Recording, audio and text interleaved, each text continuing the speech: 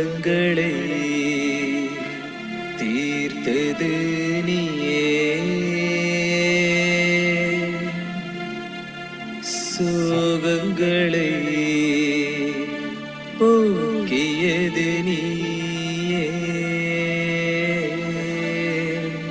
உண்மைகளை உணர்த்தியது நீயே, பொய்மைகளை ஒழித்ததும் நீயே, அன்பின் கடலும் நீதானே தந்தையே,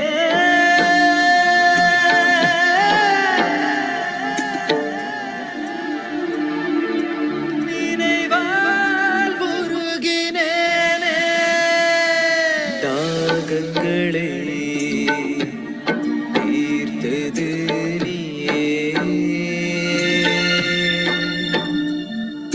சோகங்களை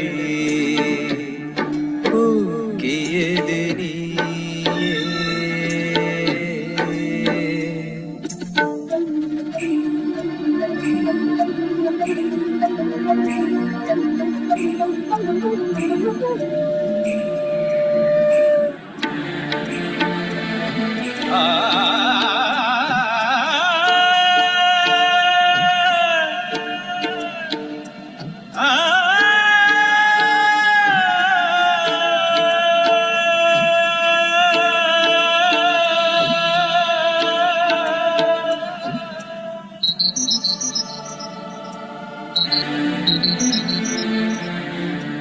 கடலில் மீன்கள் எத்தனையோ ஒரு நாள் எண்ணிடக்கூடும்,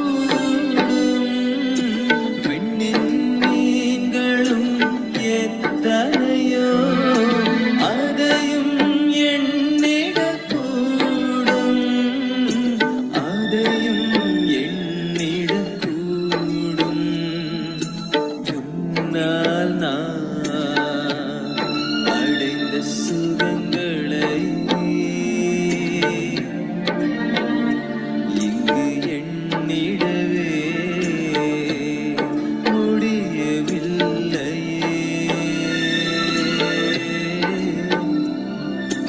அன்பின் கடலும் நீதானே தந்தையே,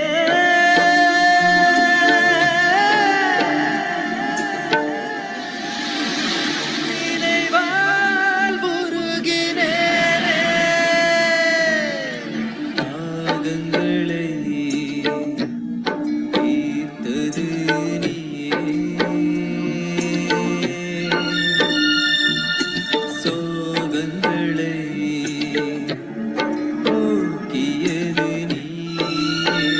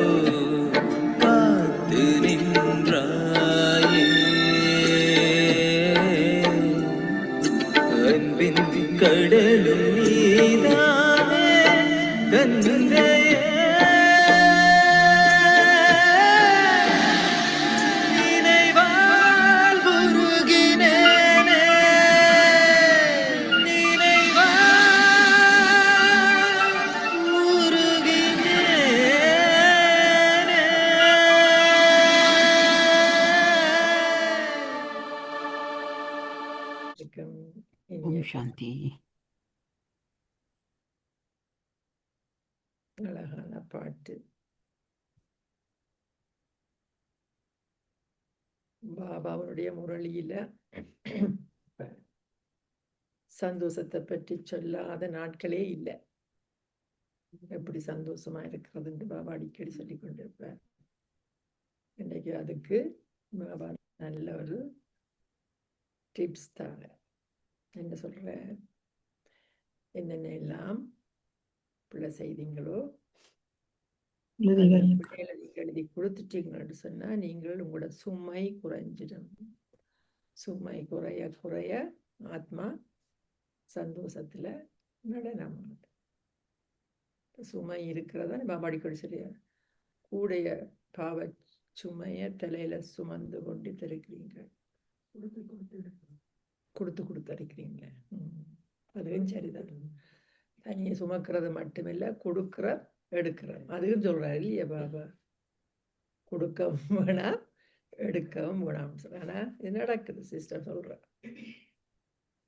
அது மட்டும் இல்ல, பழசுகளையும் எல்லாமே என்ன வச்சு கொண்டிருக்கிறான், மறக்க முடியாம சுமந்து கொண்டிருக்கிறோம். அப்ப அதுக்கெல்லாம் இன்றைக்கு பாபா நல்ல ஒரு வழிமுறை சொல்றார். தெரியாதனமா செய்த உரைகளையும் எழுதி வைக்க. தெரியாதனமா செய்தா அதுக்கு இது கொஞ்சம் தானம்மா சுமை. தெரிஞ்சு கொண்டு செய்றீங்களே, அன்றைக்கு கூட வந்து 2-3 நாளைக்கு முந்தி கூட பாபா வந்து சொன்னார், தெரிஞ்சு கொண்டு நீங்க பிள்ளை செய்யறீங்கன்னா 100 மடங்குண்டா தெரியும் தானே, டைம்ஸ். 100 இல்ல 100 மடங்கு. ஒன்று இப்ப 2 தரம் செய்தா 2 தர 100 200, 3 அந்த மாதிரி பெருகு. தெரிஞ்சு கொண்டு செய்றீங்கன்னா. தெரியாம செய்தா அது பாபா சொல்றாரு, இப்ப நீங்க நாலேஜுக்கு வந்த பிறகு செய்யக்குள்ள அது வேற, தெரியாம இல்லாம இருக்கிறது வேற பக்தி மார்க்கத்தில் இல்லையா. அப்ப அந்த மாதிரி எப்படியெல்லாம் நான் என்னுடைய பாவச்சுமைய இறக்கலாம் என்று பாபா சொல்றேன். பார்க்கலாம் முரளி. இது 30/12/2025 மகா வாக்கியம் காலை முரளி பாப்தாதா மதுவனம். சாராம்சம்: இனிய குழந்தைகளே, உங்கள் பாவச்சுமைகளை லேசாக்கிக் கொள்வதற்கு உங்கள் கடந்த கால செயல்களின் வரலாற்றை உண்மையாகவும் நேர்மையாகவும் எழுதுங்கள். பாபா அடிக்கடி சொல்வார், உங்களோட இதய கண்ணாடியில உங்களை பாருங்க, என்னென்னலாம் உங்களுக்குள்ள வச்சிருக்கிறீங்களோ, ஒழிச்சு வச்சிருக்கிறீங்களோ எழுதுங்கோ. என்ன நீங்க லேசாகிடுவீங்க இல்லையா. கொடுத்துட்டீங்களா. இதானே நாங்க ரிட்ரீட்ல கூட செய்யறோம் இல்லையா, இந்த பயிற்சி உண்டு. மௌனத்துல இருந்து என்னென்னலாம் கடந்த விஷயங்கள் நடந்ததோ எழுதிட்டு கொண்டே இருக்கிறோம். அதெல்லாம் என்ன ஒரு விதமான என்னுடைய சுமைகளை இறக்கிறதுக்குரிய ஒவ்வொரு வழிமுறைகள். அவற்றை தந்தையிடம் கையளியுங்கள், அப்பொழுது அதில் அரைவாசி மன்னிக்கப்படும். கேள்வி: இப்பொழுது சங்கம யுகத்தில் குழந்தைகளான நீங்கள் எந்த விதையை விதைக்க கூடாது? விதை, எந்த விதை என்று சொல்லிட்டு, ஒரு விதை போட்டா விதையிலிருந்து ஒரு மரம் வரும். மரம் வந்த அந்த மரத்திலிருந்து எவ்வளவு கனிகள் வரும். அப்ப நான் என்ன விதைய விதைக்கிறேன்? நல்ல விதை விதைச்ச நல்ல கனிகள் வரும். பிழையான விதை விதைச்ச அந்த அளவு கனி நான் அதுக்கு பதில் சொல்லியே ஆகணும் இல்லையா. இந்த சங்கம யுகத்தில் குழந்தைகளான நீங்கள் எந்த விதையை விதைக்க கூடாது? பதில் சரீர உணர்வு என்னும் விதையாகும். இந்த விதையில் இருந்தே என்ன வருகிறது? விகாரங்களின் முழு விருட்சமும் வளர்கின்றது. தற்சமயம் 5 விகாரங்களினதும் இவ்விருட்சம் உலகம் முழுவதிலும் வளர்ந்துள்ளது. அதுதான் இந்த உலகம் இப்ப இந்த மாதிரி நிக்குது இல்லையா. அந்த 5 விகாரங்கள விருட்சம் இவ்வுலகம் முழுவதிலும் வளர்ந்துள்ளது. அனைவரும் தொடர்ந்தும் காமம், கோபம் என்னும் விதைகளை விதைக்கின்றார்கள். அது மட்டுமா? உள்ளது கிளாஸ் என்ன கூடினது? இது அகங்காரம் இருக்குது, பேராசை இருக்குது. எல்லாரும் தங்களுக்கு தேவையானதை வச்சிருந்தா இந்த உலகத்துல எல்லாரும் திருப்தியா வாழலாம். சில ஆக்கள்கிட்ட ஒரு வீட்டுக்கு 10 வீடு இருக்குது, சில ஆக்களுக்கு வீடே இல்லாம தெருவில் நிக்கணும், ரோட்ல படுக்கணும் இல்லையா? அப்ப யோசிக்கணும். அப்ப என்ன இந்த இந்த விகாரம் தான் என்ன செய்யுது? முழு உலகத்திலேயும் இந்த மாதிரி இருக்குது.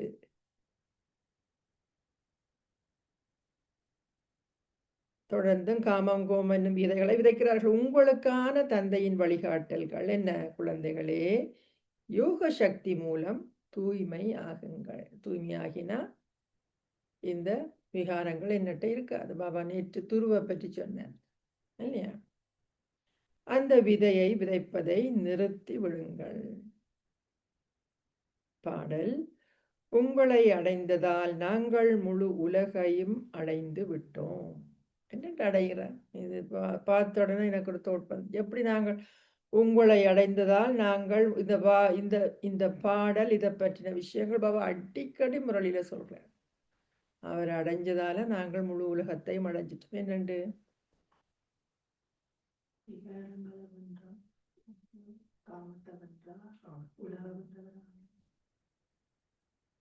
பாபாவை எப்படி நாங்கள் அடைகிறோம்? ஆத்ம உணர்வுக்கு வந்தா பாபாவை நாங்கள் அடைகிறோம். பாபா தானே சொல்றாரு, முதல் நீ உன்னை ஆத்மாண்டின, பிறகு என்னோட தொடர்பு கொள்ளும்.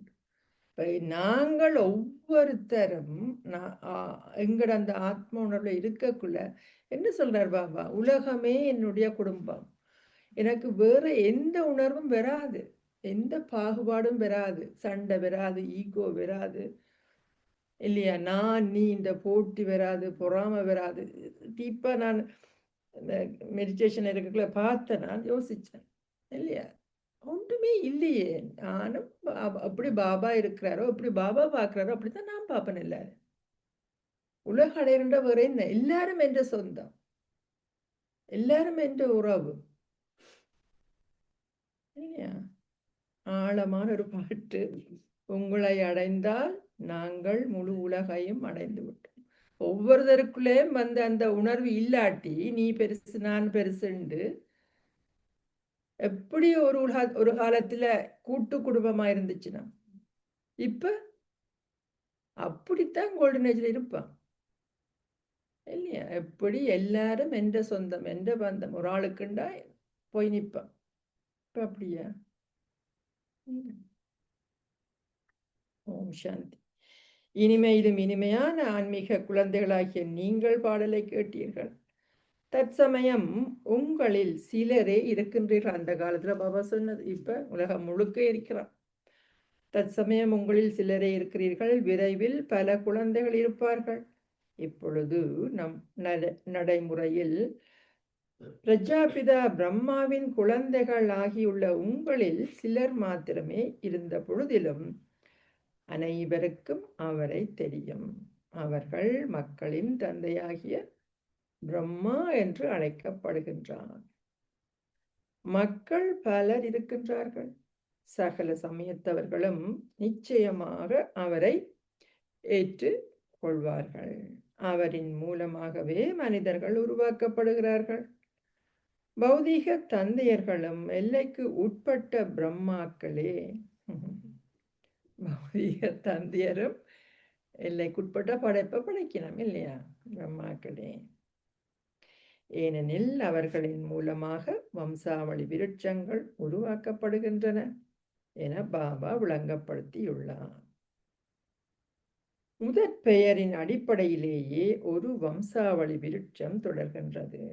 அவர்கள் எல்லைக்கு உட்பட்ட தந்தையர்கள் இல்லையா? இப்ப சேனேம் என்று சொல்லிருக்கலாம். அந்த காலத்துல பார்த்தீங்கன்னா அப்படியே தொடர்ந்து வரும் வம்சாவளி விருட்சம் போறோம் தானே, அந்த இது குடும்ப ஃபேமிலி ட்ரீ என்று சொல்லி. இப்ப பாபா சொல்றார், அப்ப அதுல கொஞ்சம் பேர் இருக்கணும். இவர் பிரம்மா ஓர் எல்லையற்ற தந்தை ஆவார். இவருடைய பெயர் பிரஜாபிதா. பௌதீக தந்தையர்கள் எல்லைக்கு உட்பட்ட குடும்பங்களை உருவாக்குகின்றார். ஆதிதேவ் முதல் மனிதன் இல்லையா?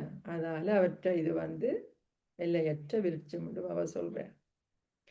சிலர் ஒரு குடும்பத்தை ஏனும் உருவாக்குவதில்லை. இவர் நிச்சயமாக ஒருவரை உருவாக்குகின்றார். பிரஜாபிதா பிரம்மாவுக்கு குழந்தைகள் இல்லை என கூறுகின்ற எவராவது இருப்பார்களா? பாபா கேட்கிறார். முழு உலக மக்களும் அவருடைய குழந்தைகளே. பிரஜாபிதா பிரம்மாவே முதன்மையானவர். ஆதாம் சொல்றோம். கிறிஸ்டியானிட்டியில அப்படி சொல்லப்பட்டிருக்குது. ஆதாம் முக்கியமான அந்த ஆதியாக்கள் இல்லையா? அந்த மாதிரி எல்லா மதத்திலையும் இது சொல்லப்பட்டிருக்குது. மிருகதர்த்தம். அப்ப பிரம்மாவும் முதன்மையான ஆதி தேவனும் ஆதி தேவியுமாகிய ஆதாமும் ஏவாளும் பற்றி அவர்கள் பேசும் பொழுது, நான் வாசிக்கலாம் எனக்கு நேற்று அப்படி ஒரு சுச்சுவேஷன். அப்ப என்ன சொல்றார் பாபா? ஆதாமும் ஏவாளும் பற்றி அவர்கள் பேசும் பொழுது பிரஜாபிதா பிரம்மாவையே அவர்கள் குறிப்பிடுகின்றார்கள். சகல சமயத்தவர்களும் அவரில் நம்பிக்கை கொள்வார்கள். உண்மையில் ஒருவர் எல்லைக்கு உட்பட்ட தந்தையும் மற்றவர் எல்லையற்ற தந்தையும் ஆவார். அந்த எல்லையற்ற தந்தையே எல்லையற்ற சந்தோஷத்தை கொடுப்பவர். நீங்கள் சொர்க்கத்தின் எல்லையற்ற சந்தோஷத்தை அடைவதற்கே முயற்சி செய்கின்றீர்கள். என்னத்துக்கு வந்திருக்கா?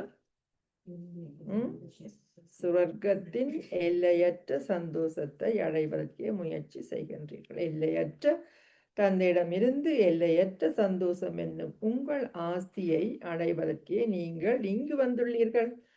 சொர்க்கத்தில் எல்லையற்ற சந்தோஷம் உள்ளது எனவும் நரகத்தில் எல்லையற்ற துன்பமே உள்ளது எனவும் கூறப்பட முடியும்.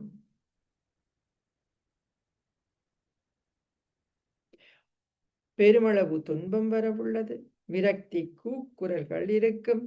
தந்தை உங்களுக்கு முழு உலகினதும் ஆரம்பம் மத்தி இறுதியின் ரகசியங்களை விளங்கப்படுத்துவதற்கு வந்து விட்டார். பாபா சொல்லித்தார.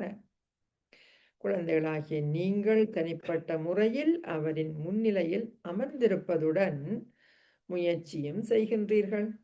அவர் தாயும் தந்தையும் இருவரும் ஆவார்.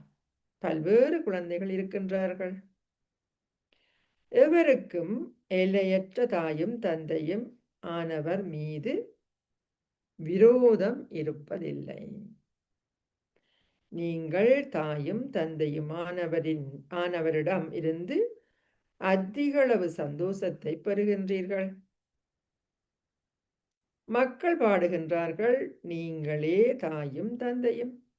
இவ்விடயங்கள் குழந்தைகளால் மாத்திரமே புரிந்து கொள்ளப்பட முடியும். ஏனைய சமயத்தவர்கள் தந்தையை மாத்திரமே அழைக்கின்றார்கள். அவர்கள் தாயும் தந்தையுமானவர் பற்றி பேசுவதில்லை. கோட் ஃபாதர் தான் கூப்பிடணும். ஓ லோட், ஓ கோ இல்லையா? அந்த மாதிரி ரெண்டு பேரை கூப்பிடல. நீங்களே தாயும் தந்தையும் என இங்கு மாத்திரமே நீங்கள் பாடுகிறீர்கள்.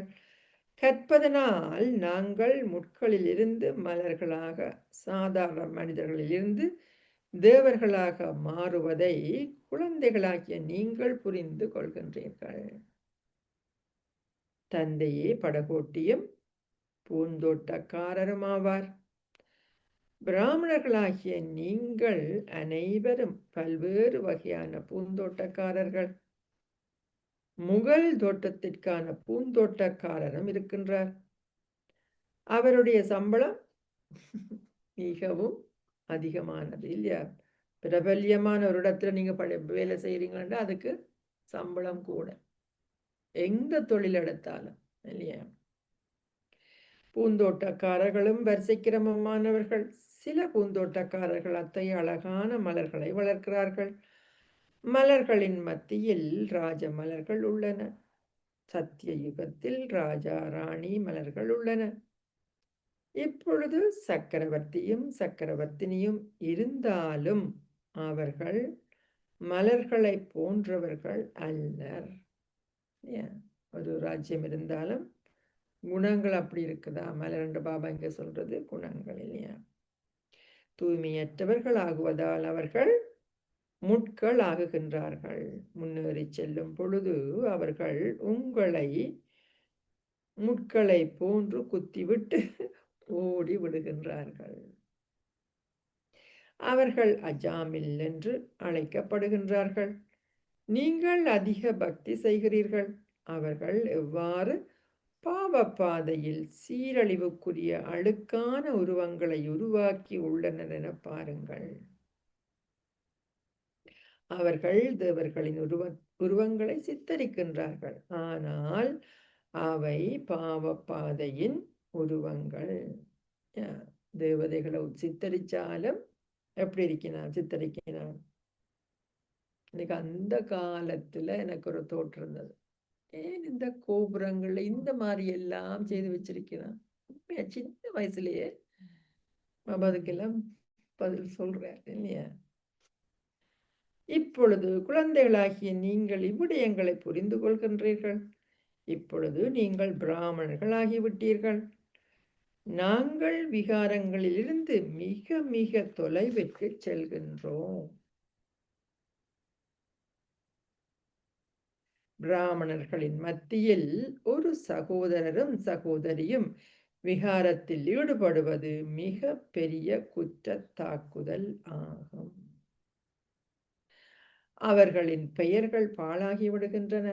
இதனாலேயே பாபா கூறுகின்றார், நீங்கள் குழந்தை பருவத்திலிருந்து செய்துள்ள அழுக்கான செயல்கள் அனைத்தையும் பாபாவுக்கு கூறுவதனால் அரைவாசி மன்னிக்கப்படும். நீங்கள் இந்நேரத்தில் அழுக்கான செயல்களை செய்தீர்கள் என்பதை நினைவு கூறுகிறீர்கள் இல்லையா? மனசுக்குள்ள இருக்கும் இல்லையா? அவற்றை எழுதி பாபாவுக்கு கொடுங்கள். மிக நம்பிக்கைக்கு உரியவர்களும் நேர்மையானவர்களும் எழுதுவார்கள், பாபா, நான் இத்தீய செயல்களை செய்தேன், தயவு செய்து என்னை மன்னித்து விடுங்கள். தந்தை கூறுகின்றார், உங்களை மன்னிக்க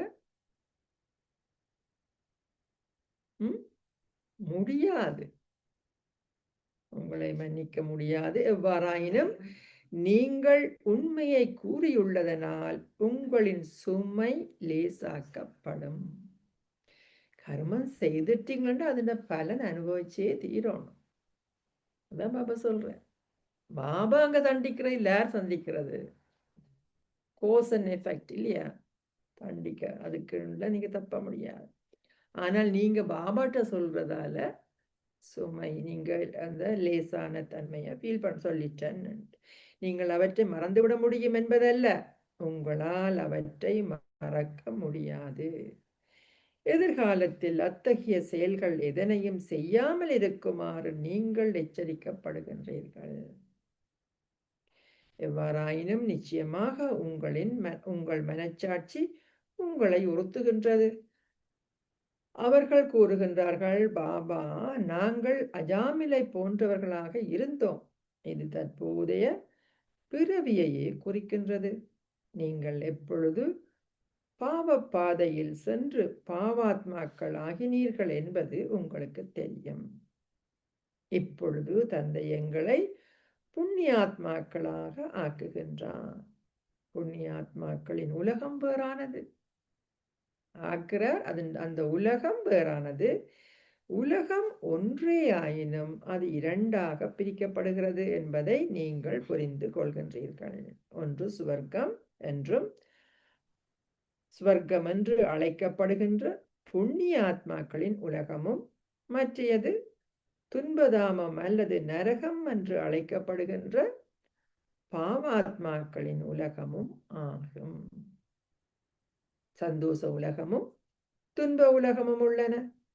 துன்பதாமத்தில் அனைவரும் தங்களை விடுதலையாக்கி வீட்டுக்கு அழைத்து செல்லுமாறு அழைக்கின்றார்கள். எப்ப துன்பம், எப்ப நான் அழுக்காகணும் அப்பவே கூப்பிட துவங்குறேன் இல்லையா?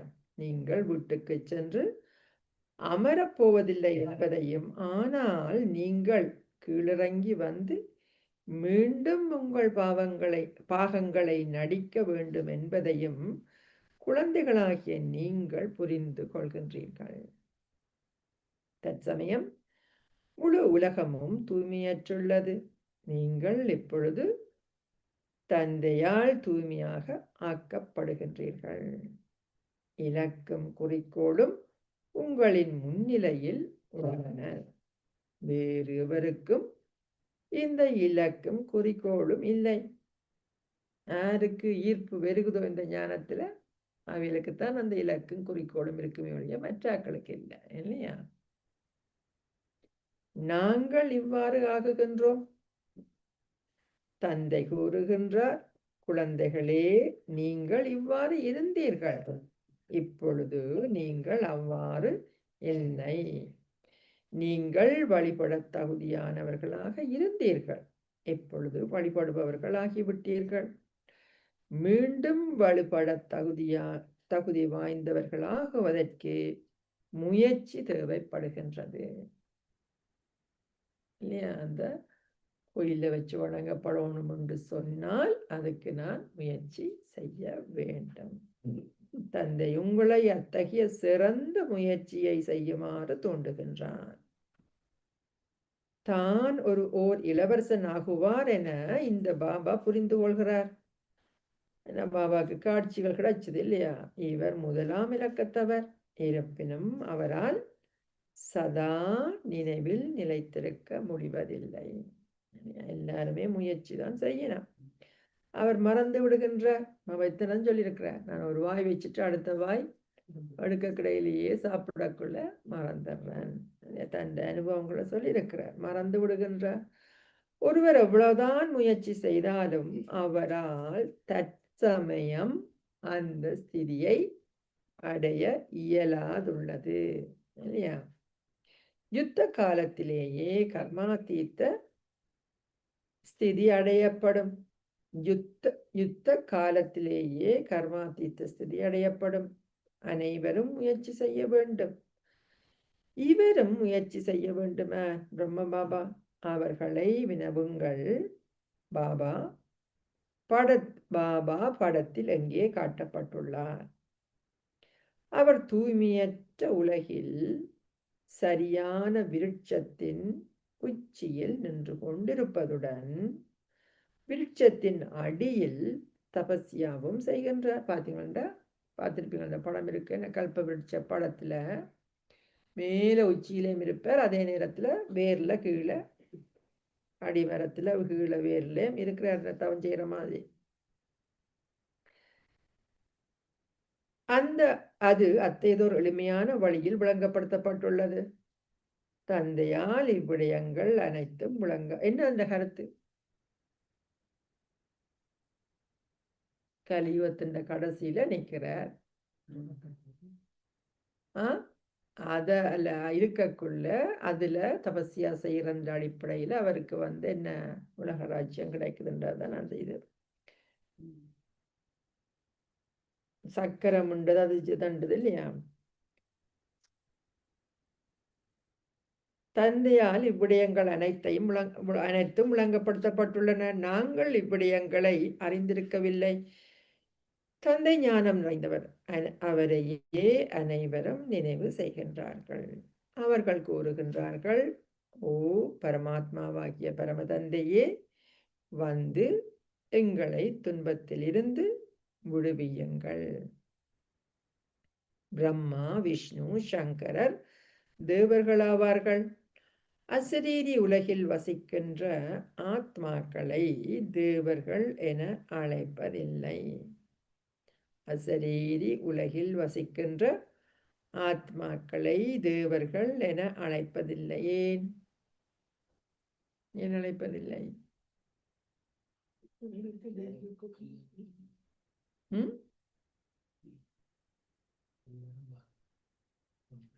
அதாலையா?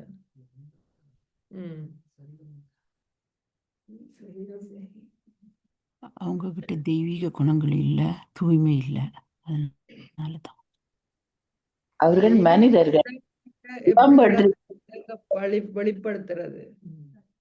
சரீரம் இருந்தாத்தான் நீங்க வெளிப்படுத்தலாம் இல்லையா? தேவர்கள்ட குணம் உண்டான அசுரர்கிற குணம் உண்டான எங்க இருக்கு? எப்படி வெளிப்படுத்துறது? சரீரம் இருந்தா இல்லையா? தந்தை பிரம்மா விஷ்ணு சங்கரரின் ரகசியங்களை விளங்கப்படுத்தியுள்ளார். இங்கேயே பிரம்மாவும் லக்ஷ்மியும் நாராயணனும் இருக்கின்றார்கள். இப்பொழுது குழந்தைகளாகிய நீங்கள் மாத்திரமே சூட்சும லோகத்தின் காட்சிகளை பெறுகின்றீர்கள். இந்த பாபாவும் ஒரு தேவதையாகுகின்றார்.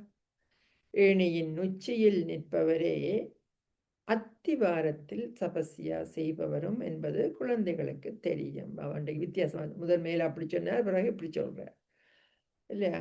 ஏணின்னு சொல்லக்குள்ள இறங்கி வாரது அதுக்கு தானே காட்டினோம்.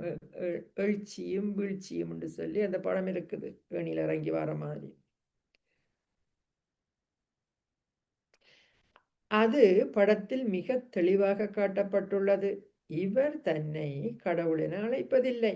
இவர் கூறுகின்றார், நான் ஒரு சத பெறுமதி வாய்ந்தவராகவும் இருக்கவில்லை. கடைசியில் எல்லாரும் அப்படித்தான் இருக்கிறான் இல்லையா? சத பெறுமதி ஏன் இல்லாம போகுது? விகாரங்கள் இருக்கிறதால இல்லையா? எனக்குள்ள உடல் உணர்வு வாரதால இருக்கவில்லை.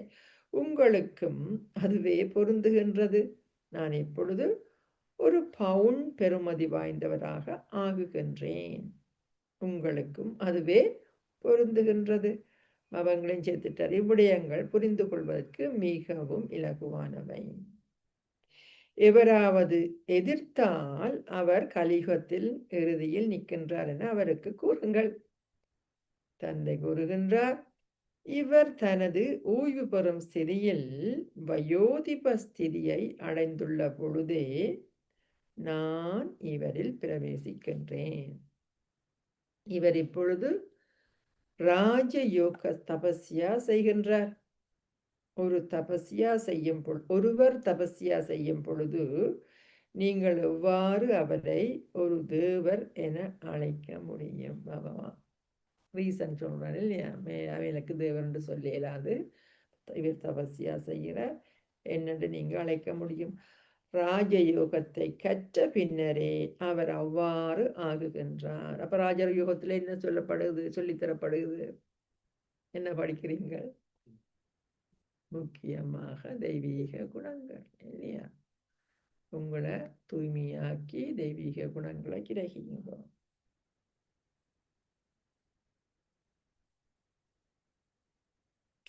குழந்தைகளாகிய நீங்களும் கிரீடங்களை அணிப்பவர்களாக்கப்படுகிறீர்கள். நீங்கள் தேவர்களாகுகின்றீர்கள்.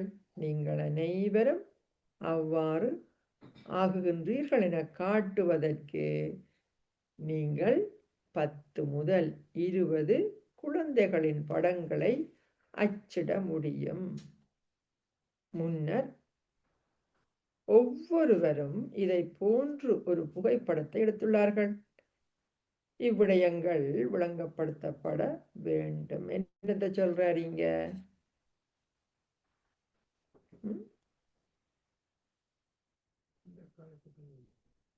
அந்த காலத்துல பாபாட்ட வந்த உடனே எல்லாருக்கும் கிரீடம் வச்சு சோடிச்சு அரசன் மாதிரி படம் எடுத்து பார்த்துருப்பீங்களா இல்லையா? பெரிய பெரிய சிஸ்டர்ஸ் அந்த படங்கள் எல்லாம் இல்லையா? நினைவு தினத்துக்கு ஒவ்வொரு நாளும் ஒவ்வொரு முறையும் போடுறேன் இல்லையா? பெரிய தாதிமார் எல்லாரும் வந்து சின்ன சின்ன குழந்தையா இருக்கக்குள்ள அவைகளுக்கு நார்மல் படமும் இருந்தால் இந்த படமும் வச்சு, ஏன்னா இந்த மாதிரி நீங்கள் ஆக்கப்படுறீங்கன்றதுக்காண்டி இல்லையா? அந்த மாதிரி தான் சொல்றார். ஒவ்வொருவரும் இதை போன்று புகைப்படத்தை எடுத்துள்ளார்கள். இவ்விடயங்கள் விளங்கப்படுத்தப்பட வேண்டும். ஒரு புறத்தில் அவர்கள் எளிமையாகவும் இருப்பார்கள், மறுபுறத்தில் அவர்கள் இரட்டை கிரீடம் அணிந்திருப்பார்கள். நீங்கள் அவ்வாறு ஆகுவதை புரிந்து கொள்கிறீர்கள். அப்ப பாபா என்ன சொல்றார்? நீங்களும் அதே மாதிரி தான் ஆக்கப்பட்டு கொண்டிருக்கிறீர்கள். தெளிவான தொடர்பை கொண்டவர்கள் மட்டுமே அவ்வாறு ஆகுவார்கள். அடுத்த லைன்ல பாபா சொல்லிட்டார், தெளிவான தொடர்பை கொண்டவர்கள் மட்டுமே அவ்வாறு ஆகுவார்கள். நீங்கள் மிகவும் இனிமையானவர்களாகவும் ஆக வேண்டும். தற்சமயம் மனிதர்களில் காமத்தினதும் கோபத்தினதும் விதைகள் அதிகளவு முளைத்துள்ளன. அவர்கள் அனைவரிலும் 5 விகாரங்களின் மரம் வளர்ந்துள்ளது. தந்தை கூறுகின்றார், இப்பொழுது அத்தகைய விதைகளை விதைக்காதீர்கள். நீங்கள் இப்பொழுது சங்கம யுகத்தில் சரீர உணர்வு என்னும் விதையை விதைக்க கூடாது. சரீர உணர்வு என்னும் விதையை விதைக்க கூடாது. நீங்கள் காமத்தின் விதையை விதைக்க கூடாது. ராவணன் அரை கல்பத்திற்கு இருக்க மாட்டான். தந்தை இங்கே அமர்ந்திருந்து குழந்தைகளுக்கு ஒவ்வொரு விடயத்தையும் விளங்கப்படுத்துகின்றார். ஒவ்வொரு விஷயமா எடுத்தெடுத்து பாருங்க, ஒவ்வொரு நாளும் ஒன்றை பற்றி சொல்லிக்கொண்டே இருக்கிறார். பிரதான விடயம் என்ன? மன்மனா பவ. தந்தை கூறுகின்றார், என்னை நினைவு செய்யுங்கள்.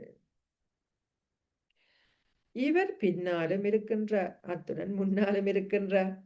நீங்கள் யோக சக்தி மூலம் மிகவும் தூய்மையானவர்கள் ஆகுகின்றீர்கள். ஆரம்பத்தில் குழந்தைகளான உங்களில் சிலர் பல காட்சிகளை காண்பது வழக்கம்.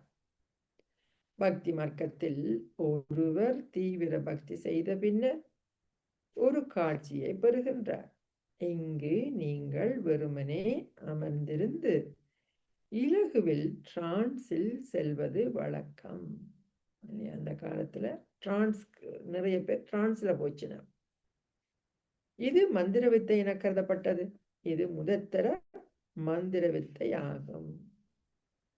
மீரா பெருமளவு தபஸ்யா செய்து தனது நேரத்தை சாதுக்களினதும் புனிதர்களினதும் சகவாசத்தில் கழித்தார். இங்கு புனிதர்கள் இல்லை. இவர் தந்தையாவார். சிவபாபாவே அனைவருடைய தந்தையும் ஆவார். மக்கள் குருவை சந்திக்க வேண்டும் என்று வினவுகின்றார்கள். எவ்வாறாயினும் என்ன உலகதில பார்த்தீங்கன்னா ஒரு குரு இருப்பார் இல்லையா, ஒரு சத் சங்கத்தில். இதில் ஆக்கள் என்ன செய்யணுமாம், குருவை சந்திக்கணும் சொல்லிக்கணுமாம். பாபா என்ன சொல்றார், இங்கு குரு இல்லை. சிவபாபா அசரீரியானவர். ஆகவே அவர்கள் யாரை சந்திப்பதற்கு விரும்புகின்றார்கள்? அவர்கள் அந்த குருமார்களுக்கு வெகுமதிகளை அர்ப்பணிக்கின்றார்கள். உலகத்தில் போனீங்கன்னா குருவை சந்திக்க போக்குள்ள கொண்டு போவினோம் இல்லையா, அவையில சந்தோஷப்படுத்துறதுக்காண்டி அவைகளுக்காண்டி அவைகளுக்கு தேவையான விஷயங்களை கொண்டு போயினோம். தந்தை எல்லையற்றதன் அதிபதியாவார். அவருக்கு தேவையானது ஒன்று, அவருக்கு உடம்பே இல்லை. அவர் கொண்டு இந்த அடிக்கடி சொல்லுவார், என்ன கொண்டு இந்த உங்களுக்கு அடித்தான் எல்லாம் நாங்கள் தெரியணும்னு சொல்லி. அர்ப்பணிப்பதற்கான கேள்வியே இல்லை. அவர் பணத்தின் மூலம் என்ன செய்வார்? தான் உலக அதிபதியாக போகின்றார் என்பதை பிரம்மா புரிந்து கொள்கின்றார். குழந்தைகள் பணம் போன்றவற்றை கொடுத்தாலும் அது அவர்களுக்காக கட்டடங்களை கட்டுவது போன்றவற்றிற்கே பயன்படுத்தப்படுகின்றது. அதுக்கு எக்ஸாம்பிளா பிரம்ம பாபா வாழ்ந்தார். பிரம்ம பாபாவுக்கு கொண்டு கொடுத்தாலும் பிரம்ம பாபா அப்படி இருந்தார். கடைசி மட்டும் சின்ன குடிசையில தான் இருந்தார்.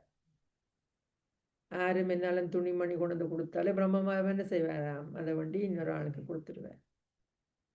அவ்வளவு அன்போட எத்தனையோ ஒரு கதை, என்ன வடிவான ஒரு ஸ்வெட்டர் பின்னி கொண்டு கொடுக்க தூக்கி எங்களை ஒரு காப்படி போட்டுட்டு தூக்கி கொடுத்தார். அந்த மாதிரி பிரம்ம பாபாவுக்கு ஒன்றுமே தேவைன்னு அவன் நினைக்கவே இல்லை. இன்னொரு ஆளோட தங்கியே இருக்கல. நானும் தன்னுடைய முயற்சியும், அவ்வளவுதான் இல்லையா. சிவபாபாவுக்கோ அல்லது பிரம்ம பாபாவுக்கோ பணத்தால் பயனில்லை. பாருங்க, பிரம்ம பாபா சிவபாபாவுக்கு ஈக்குவலா இருந்திருக்கிறார் இல்லையா. சிவபாபாவுக்கு தேவையில்லை உடம்பு இல்லை, ஆனா பிரம்ம பாபாவுக்கு உடம்பு இருந்தும் அப்படி இருந்தார். எப்படி சிவபாபா சொன்னாரோ அந்த மாதிரி வாழ்ந்து காட்டினார் இல்லையா. கடைசி காலங்களில் அவருக்கு கூலிர் நாட்களை கொண்டு போடின பொம்பைக்கு. ஏன்னா அவர் இது ஒன்றே எந்த வசதியும் வாய்ப்பும் வேணாமன்றார். அப்ப என்ன செய்யறார் இல்லையா. பாதுகாக்கிறதுக்காண்டி அவரை அந்த இடத்துக்கு கூட்டிக்கணும். அந்த நேரத்தில் அவர் சேவையை உருவாக்கி எல்லாமே பார்த்தீங்கன்னா ஆழமான விஷயங்கள். அங்கே சபைக்கு போகிற மாதிரி கூட்டிக் கொண்டு போயிருக்கணும். அப்போ எல்லாமே பாருங்க, பிரம்ம சிவபாபா சொன்னபடி வாழ்ந்து காட்டினேன். அதுதான் பாபா சொல்ற, அவற்ற ஃபுட் ஸ்டெப்பை மட்டும் பின்பற்றுங்க, வேறு ஒரு தட்டையும் இல்லை. No brothers sisters. எவ்வளவு பணக்காரனா இருந்தார், எவ்வளவு மரியாதையோட இருந்தார் இல்லையா?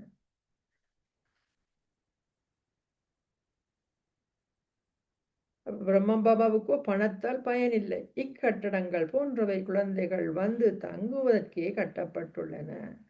சில குழந்தைகள் ஏழைகள், சிலர் செல்வந்தர்கள், சிலர் 2 ரூபாய்களை கூட பாபாவுக்கு அனுப்பி கூறுகின்றார்கள், பாபா எனது பெயரில் ஒரு செங்கல்லை வையுங்கள்.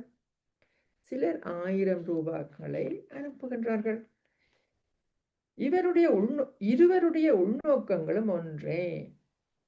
2 ரூபாய் கொடுத்தா என்ன, 1 லட்சம் கொடுத்தா என்ன, 2 பேர்ட்ட உள்நோக்கம் என்ன?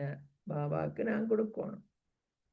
அதுல 2 ரூபாய் கொடுத்தாள் ஒரு ஸ்திரி ஒரு லெவல்ல, அப்படி பாபா பாக்குறல. பாபா 2 பேரும் ஈக்குவலா தான் பாவிச்சார் இல்லையா? அப்ப இப்ப நாங்க அப்படி இருக்கிறோமா? நாங்க உள்ளுக்குள்ள போய் செக் பண்ண வேண்டிய விஷயம் இல்லையா? ஓகே, அவர் 1000 ரூபாய் தான் திறந்து போட்டு அவருக்கு ஒரு இதுக்கும் சலுகையும் அப்படியா? ஆகவே அது அவர்கள் இருவரும் குறித்து சமம் ஆகுகின்றது. பின்னர் குழந்தைகள் வந்து அவர்கள் விரும்பும் இடத்தில் தங்க முடியும். அது வேற பாபா சொல்றாரு இல்லையா? கட்டடங்களை கட்டுவித்தவர் வரும் பொழுது அவருக்கு பெருமளவு உபசாரம் செய்யப்படுகிறது என சிலர் அப்பொழுது கூறுகின்றார்கள். பாபா அவர்களுக்கு சலுகை செய்கின்றார். கண்டிப்பாக அவர்களுக்கு அது நிச்சயமாக கொடுக்கப்பட வேண்டும். இதுல என்ன சொல்ல, இது பிராக்டிக்கலா நடந்த ஒரு விஷயம். இப்ப சில ஆக்களுக்கு என்ன, மதுபனுக்கு ஃபர்ஸ்ட் டைம் போற ஆக்கள், நாலேஜ் சரியா புரியாத ஆக்கள் என்ன சொல்லினோம், அது என்ன அவியலுக்கு மட்டும் பெரிய நல்ல ஒரு இடத்துல நீங்க ரூம் கொடுத்துருக்கிறீங்கள், மற்ற எல்லாரும் 20 பேர் ஒரடியா நடந்தது குரூப்புக்குள்ள சொல்றேன். எங்களை எல்லாரையும் 20 பேர் 25 பேரை தங்க வச்ச நீங்கள்.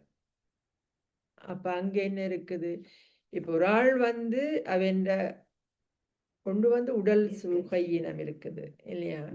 அப்ப எல்லாத்தையும் பார்த்துத்தான் பாபா என்ன செய்யறார். பாபாவோ அதுக்கு கருவியலா இருக்கிறார்களோ செய்யணுமே ஒழிய, அப்ப அங்க கூட பாக்குறீங்களா, நீங்க செய்யக்குள்ள நடுநிலையா இருக்கணும், பார்த்து செய்யணும் இல்லையா? அதனாலதான் பாபா அதுவும் சொல்றார் பாபா இல்லையா? மிக சௌகரியங்களை நாடுபவர்களுக்கு கொடுக்கிறார். ஏனையோர் மிகவும் சௌகரியங்களை நாடுகின்றார்கள். வெளிநாட்டவர்கள் மிகப்பெரிய மாளிகைகளில் தங்குகின்றார்கள்.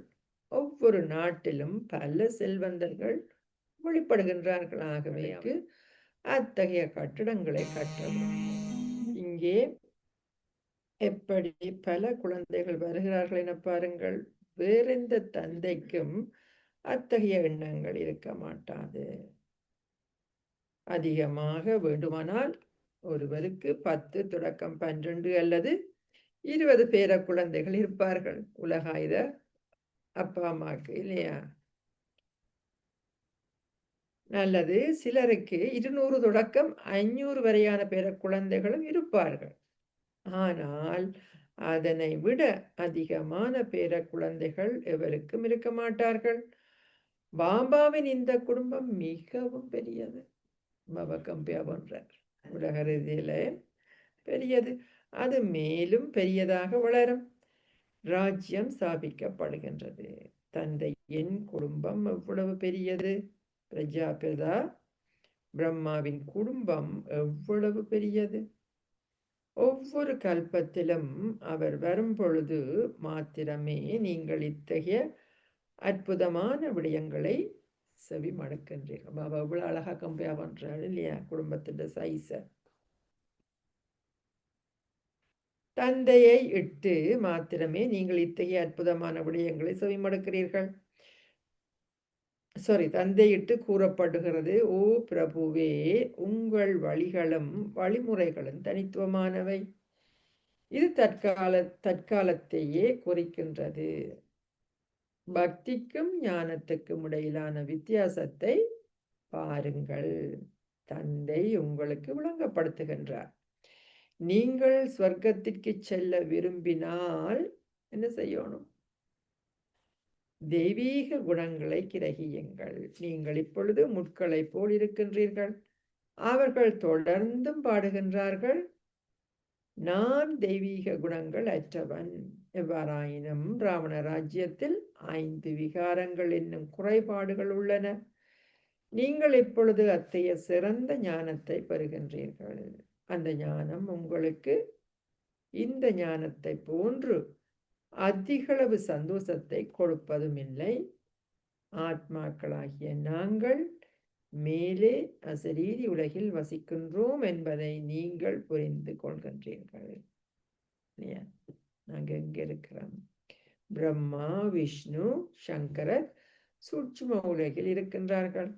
அதுவும் காட்சிக்கான நேரத்திற்காகவே உள்ளது. அது கூட இப்ப இருக்குது, காட்சிக்கான நேரத்துக்காகவே உள்ளது. இங்கேயே பிரம்மா உள்ளார். ஆகவே லட்சுமியும் நாராயணனும் இங்கேயே இருக்கின்றார்கள். அவர்களின் காட்சி மாத்திரமே உள்ளது. எவ்வாறு பௌதீக பிரம்மா சூட்சும உலகில் தேவதையான பிரம்மா ஆகுகின்றார் என்பதன் அடையாளமே அது. இல்லாவிட்டால் அதை போன்று எதுவும் இருக்க மாட்டாது. குழந்தைகளாகிய நீங்கள் இப்பொழுது தொடர்ந்து புரிந்து கொள்வதுடன் அனைத்தையும் கிரகிக்கின்றீர்கள். இதுபோல விஷயங்கள் நாங்கள் இப்ப தெரிஞ்சு கொண்டிருக்கிறோம். அது மட்டுமில்லை, அனைத்தையும் கிரகிக்கின்றீர்கள். இவ்விடயங்கள் புதியன அல்ல. நீங்கள் பல தடவைகள் தேவர்கள் ஆகியுள்ளீர்கள். தேவராஜ்யம் இருந்தது. இச்சக்கரம் தொடர்ந்தும் சுழல்கின்றது. அந்த நாடகங்கள் அழியக்கூடியவை. ஆனால் இதுவோ ஓர் அனாதியான அழிவற்ற நாடகம் ஆகும். உங்களை தவிர எவருடைய புத்தியிலும் இது இல்லை.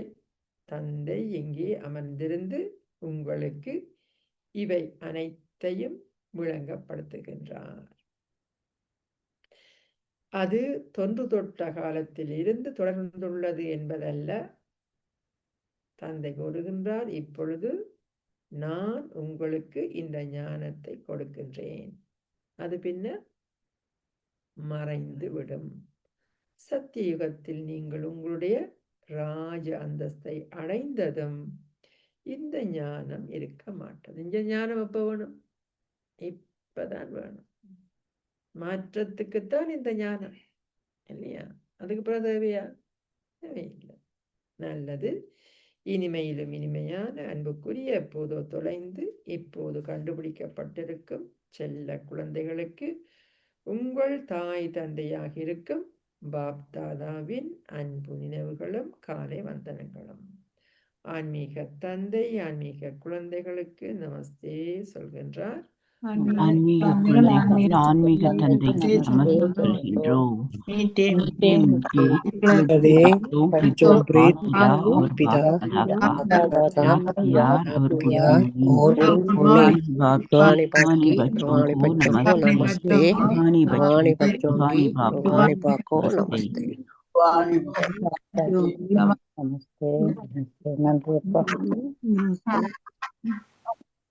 நமஸ்தே. தாரணைக்கான சாராம்சம். முதலாவது, நீங்கள் இப்பொழுது பிராமணர்கள் என்னும் விழிப்புணர்வை எப்போதும் கொண்டிருங்கள். நீங்கள் இப்பொழுது பிராமணர்கள் என்னும் விழிப்புணர்வை எப்போதும் கொண்டிருங்கள். ஆகவே விகாரங்களில் இருந்து மிக தொலைவில் இருங்கள்.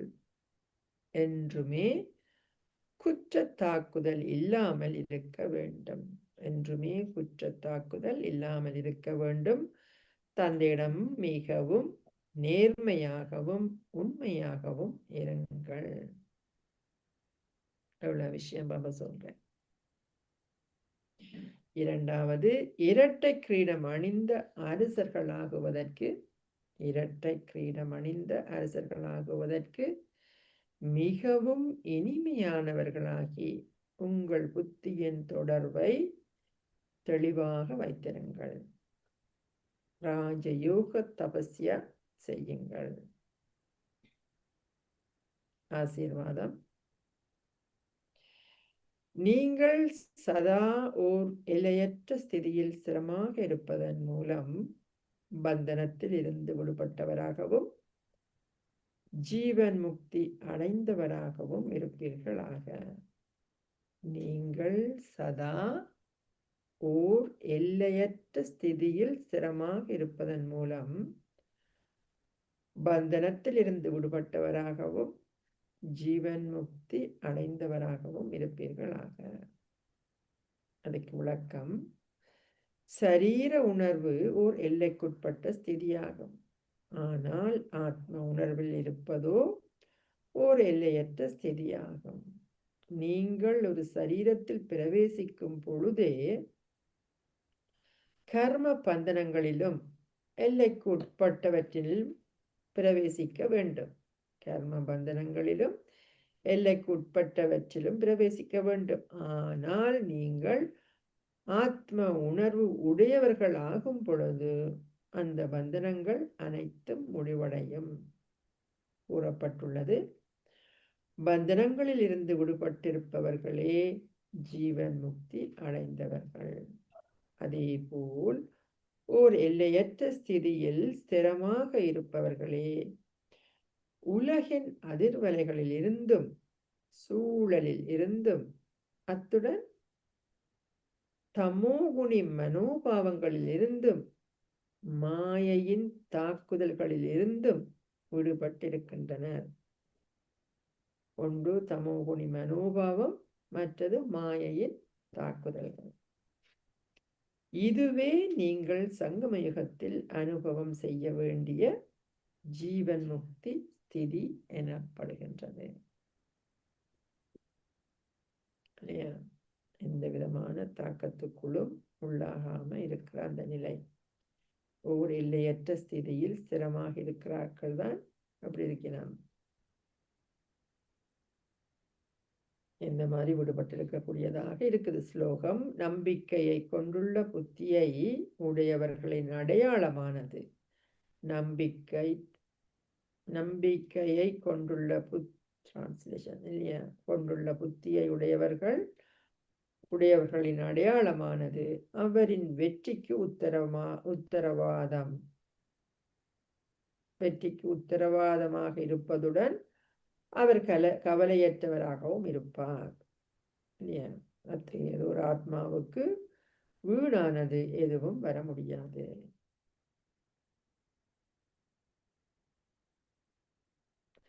நம்பிக்கை புத்தி உடையவர்களின் அடையாளமானது என்றதா போதும் இல்லையா. நம்பிக்கை புத்தி உடையவர்களின் அடையாளமானது அவரின் வெற்றிக்கு உத்தரவாதமாக இருப்பதுடன் அவர் கவலையற்றவராகவும் இருப்பார். அத்தகையதொரு ஆத்மாவுக்கு வீணானது எதுவும் வர முடியாது.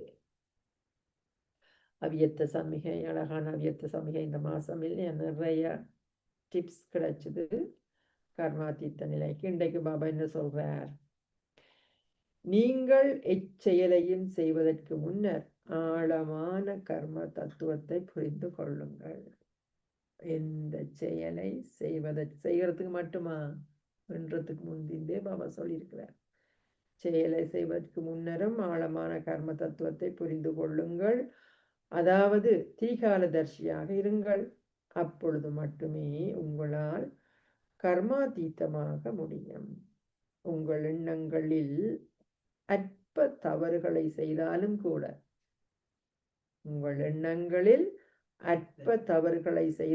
கூட, பின்னர் அதுவும் மிகவும் தீவிரமான கர்ம கணக்கை உருவாக்குகின்றது. இதனாலேயே நீங்கள் சிறிய தவறுகளையும் பெரிய தவறுகளாக கருத வேண்டும். ஏனெனில் நீங்கள் இப்பொழுது உங்களுடைய முழுமையான ஸ்திதிக்கு அண்மித்து வருகின்றீர்கள். ஒன்று மனுஷரோடு இருக்கிற கணக்கு, அடுத்தது தத்துவங்களோடு இருக்கிற கணக்கும் இருக்கு இல்லையா. மனுஷரோட இருக்கிற கணக்கு மட்டும் இல்லை. தத்துவங்களுக்கு நான் என்ன செய்யணும்னு பார்க்கும். ஆழமான கர்ம தத்துவம். ஓம் சாந்தி. இன்றைக்கு நான் நிப்பாட்டு 7:30க்கு ஜெயந்தி மேனை மீட் பண்ண வேண்டியிருக்கு. அதால் ஒரு நிமிஷம் சைலன்ஸில் இருந்துட்டு ஷேர் பண்ணிட்டு நாங்கள் ஓகே. யுகா, நீங்கள் டிரான்ஸ்லேஷன் செய்கிறீங்களா? Okay sister. நான் அங்கே போகிறேன். தேங்க்யூ.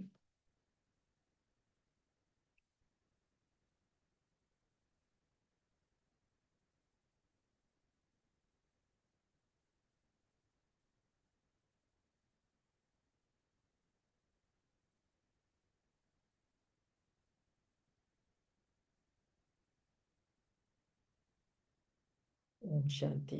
பாபா என்ன சொன்னார்?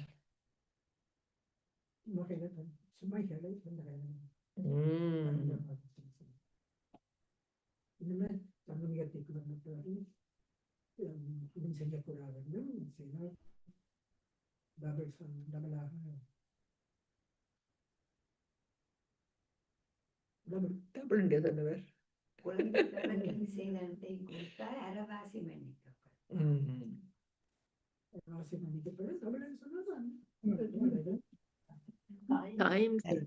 டைம்ஸ்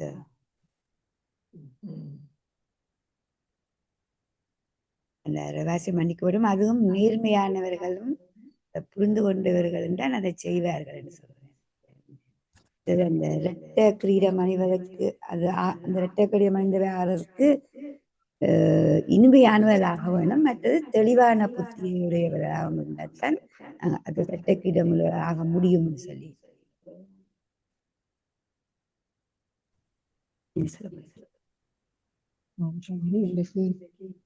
எல்லைக்குட்பட்ட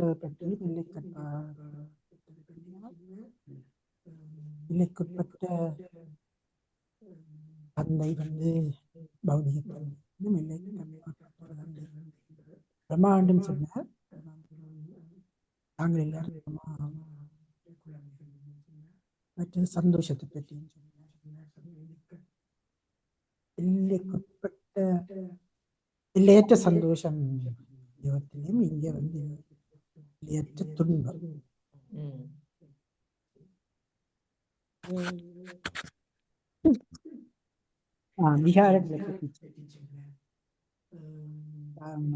விகாரங்களில கவனமா இருக்க வேண்டும். சங்கமத்துல சரீர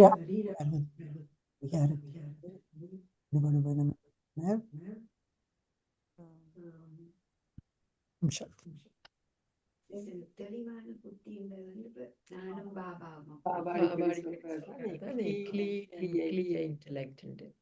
எவ்வளவுக்கு நீங்க சுத்தமாகிறீங்களோ அந்த உங்களுக்கு செய்யக்கூடாத புரிந்துணர்வு இருக்கும் இல்லையா? பக்தி மார்க்கங்களுக்கு அது இருக்கு. சொல்லுவார் இல்லையா? நாங்க நிறைய தான தர்மங்கள் செய்திருந்தோம். ஆனா அது கூட சில நேரங்கள்ல பிள்ளையாக சபிக்கப்பட்டுச்சு. பாபாண்ட கணக்குல பாத்தீங்கன்னு சொல்லி இருக்கிறோம். எப்படி நாங்கள் செய்யற ஒரு செயல்ல அக்யூரேட்டா 100% அக்யூரேட்டா நான் எப்படி செய்யறது? மூன்று காலத்தையும் புரிந்து கொண்டதாக பாபா சொல்றாரு இல்லையா? திரிகால தரிசியாக இருக்கிறதால எனக்கு அந்த கிளியர். பாபாவோட தொடர்பு வைக்க, சத்தியமானவரோட தொடர்பு வைக்கக்குள்ள என்னை அறியாமலே என்னுடைய புத்திக்கு என்ன ஒன்று தூய்மையாகுது. பாபா டச்சிங் மூலம் நிறைய விஷயங்களை நான் கற்றுக்கொள்றேன். சிஸ்டர் பாபா சொல்றார் யோக சக்தி மூலம் இருந்துதான் தூய்மையாக சொல்றார். மற்றது சரீர உணர்வுண்ட விதியை நாங்கள் விதைச்சோம்டா அதுல இருந்து அனைத்து விகாரங்கள் பெரிய விருட்சமா வளர்ந்து பெரிய பிரச்சனையை தரும். அதுல சங்கமயத்துல கவனமா இருக்கு. மற்றது பாபாக்கு நாங்கள் எவ்வளவு கொடுக்குறோம்ன்றது இல்லை, அந்த என்ன மனசோட கொடுக்குறோம்ன்றது தான் பாபா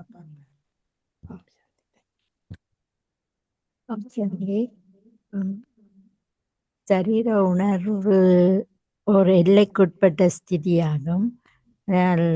ஆனால் ஆத்ம உணர்வில் இருப்பது ஒரு லேட்டஸ்ட் தெரியாமல் சொல்லுங்கள். மற்றது ஜீவன் முக்தி.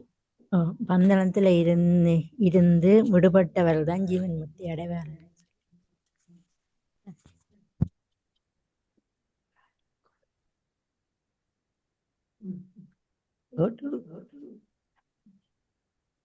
நாடகம் அனாதியான நாடகம் அழிபத்த நாடகம்னு சொல்றேன். அன்றைக்கு எங்களை நல்ல விதையில விதைக்கிறார் பாபா. விதை நெல் எங்களுக்கு நல்ல விளைச்சலுக்கு முதல் நல்ல நெல்லுகளை விதை நெல் தயாரிக்கிற மாதிரி பிராமணர்களை நல்ல விதைகளை உருவாக்குறார். 108 விதைகள் மாதிரி இப்போ பாபா 8 மணியல் மாதிரி எங்களை இப்ப பிராமணர்களா உண்மையான விதை என்று நான் நினைக்கிறேன். அப்படி உலக விருட்சத்துக்கு அதுக்கு சரீர உணர்வு கலப்படம் முழுக்க எல்லா இடமே கலப்படம் தான். எல்லாத்துலேயும் கலப்படம். அவங்களை ஒரிஜினல் அந்த அந்த நல்ல குவாலிட்டிஸோட எங்களை உருவாக்குறார். ஸோ அந்த உணர்வுல இருக்கலான் உண்மையான பிராமணர்களாக நாங்கள் சரீரமற்ற அந்த உணர்வோட ஆத்ம உணர்வோட இருக்க பண்றோம்.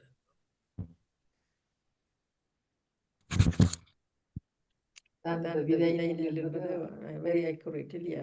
நாங்க பெரிய ஒரு இது செய்தார் விவசாயம் எடுத்து வைக்கணும் இல்லையா? ஒரு போர்ஷன் வந்து விதை நெல் உண்டு. அது வந்து நல்ல ஒரு இதா இருக்கு. அதுதான் அந்த கூடக்குள்ள என்ன திருப்பி அடுத்ததான் மனிதனாக்குதான் அந்த விதை நெல்லுகள். என்னென்று பாபா அந்த விதை நெல்லை உருவாக்குறார் என்று சொன்னால் தன்னுடைய ஞானத்தின் மூலம்தான் அந்த விதை நெல்லுகளை உருவாக்குறார் இல்லையா? டெய்லி கொடுக்கப்படுற இந்த ஒரு விஷயத்தை பாபா சொல்லி போட்டு போறல ஒரு விஷயத்தை சொன்னாலும் பாபா அதை கூட பாத்தீங்கன்னா அந்த கட்டிடங்கள் கட்டிருந்தாலும் அதுலயும் பாருங்க சொன்னார் இல்லையா? கட்டிடம் கட்டினம் ஆனாலும் அதுக்குள்ளேயும் வந்து இருக்குது என்னதுக்காண்டி இருக்குன்னா இந்த ரீசன் சரியா இருந்து பாபா ஒரு விஷயங்களை செய்யக்குள்ள அது அக்யூரேட்டா இருக்கும். அது முக்கியம். மனசாட்சி பாபா சொல்வதன்படி மனசாட்சியின்படி சரியா சரி.